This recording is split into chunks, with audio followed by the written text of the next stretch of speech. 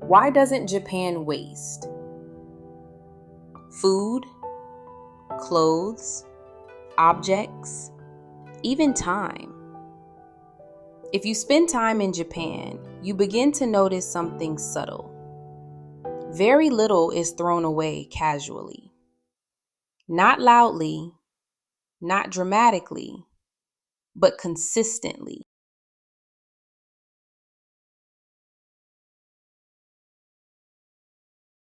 You know, some cultures seem to operate on a different rhythm.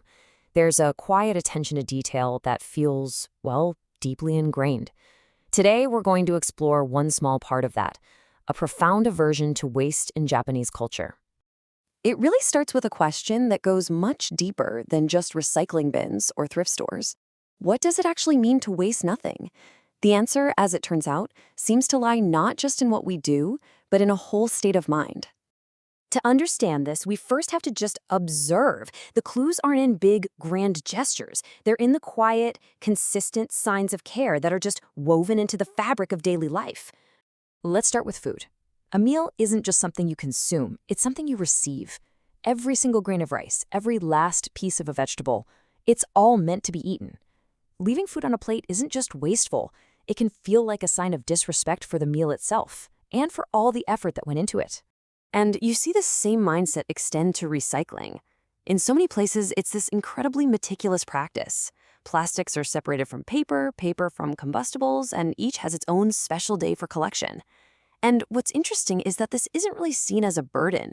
It's just a common shared part of civic life.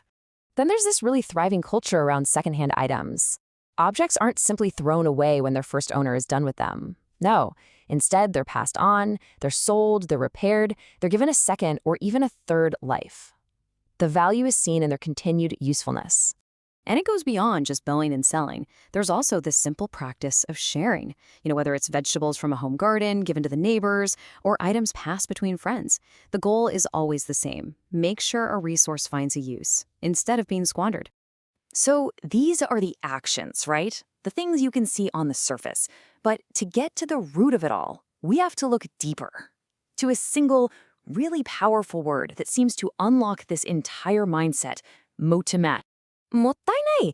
It's a Japanese term that's famously difficult to translate with just one word. It's so much more than just wasteful. It carries this much deeper meaning, a sense of personal, almost spiritual regret about waste of any kind, whether that's time or resources or even potential. And this right here is the crucial distinction. The drive to avoid waste isn't primarily about economics. It's rooted in a feeling. Think about it like this. On one side, you have economic frugality. The motivation there is pretty external. You want to save money. It's a rational calculation. But on the other side, you have the feeling of mottainai. It's probably best described as a moral discomfort. It's an internal feeling, that pang of regret that something of value is being lost, and it doesn't matter what its price tag is. At its very core, it's a cultural mindset that reflects a deep-seated discomfort with the idea of waste, period. Throwing away food that could have been eaten doesn't just feel like losing money, it feels intrinsically wrong. So what happens when an internal feeling like this is shared by millions of people? Well, it starts to shape the external world.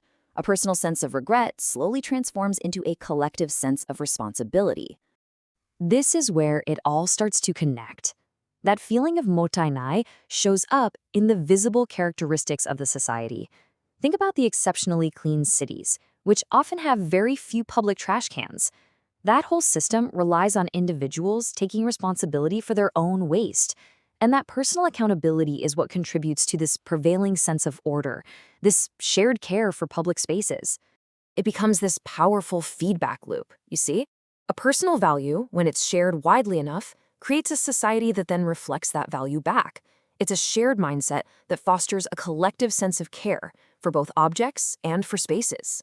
So what's really at the heart of this? If it isn't just about saving money, then what is the ultimate driver behind this deeply ingrained behavior? When you really distill it down to its most essential element, the answer becomes very clear. It is not about saving money. It is about respect. Respect for the object itself, respect for the resources that were used to make it, respect for the labor of the person who created it, and of course, respect for the environment that it all came from. And this leaves us with a final thought to reflect on. If we look at our own lives, our own habits and patterns of consumption, what in our lives is worthy of this kind of respect? And what might change if we started to see it that way? If you felt it too, you understand. This is Japan Explained.